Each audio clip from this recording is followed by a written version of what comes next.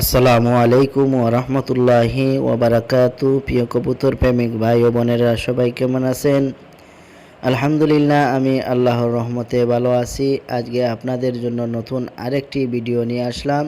এই ভিডিওটির মূল আলোচনার বিষয় হলো আপনার কবুতরকে গরমে কোন কোন খাবার খাওয়ালে এবং কোন কোন ঔষধ খাওয়ালে আপনার কবুতরগুলো মারা যাবে।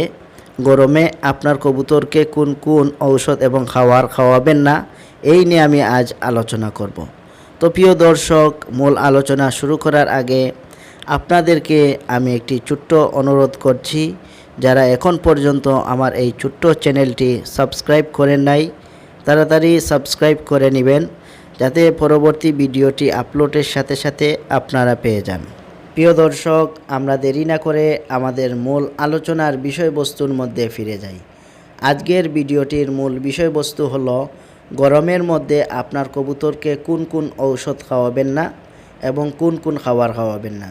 যদি খাওয়ান তাহলে আপনার কবুতর মারা যেতে পারে। তো আপনার কবুতরকে আপনারা ভিটামিন জাতীয় বা ক্যালসিয়াম জাতীয় কোনো ঔষধ খাওয়াবেন না অধিক গরমের মধ্যে। আপনারা যদি আপনাদের কবুতরকে অধিক গরমের সময় ক্যালসিয়াম বা ভিটামিন জাতীয় ঔষধ প্রয়োগ করেন, তাহলে আপনার কবুতর এই ঔষধ খাওয়ার ফলে হিট হবে তাদের শরীর এবং গরম হবে। অন্যদিকে অধিক তাপমাত্রা বা গরমের কারণে আপনার কবুতর আরও বেশি শরীর গরম হবে। এর ফলে আপনার কবুতরগুলো স্ট্রোক করতে পারে, আর স্ট্রোক করে আপনার কবুতরগুলো মারা যেতে পারে।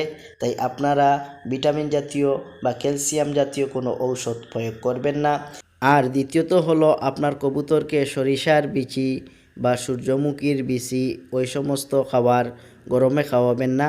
কেননা আপনারা জানেন ওই সমস্ত খাবার খাওয়ালে, সরিষার বিচি বা এই সূর্যমুখীর বীজ খাওয়ালে কবুতরের শরীর গরম হয়, আর এই অধিক গরম হওয়ার কারণে আপনার কবুতর স্ট্রোক করে মারা যেতে পারে।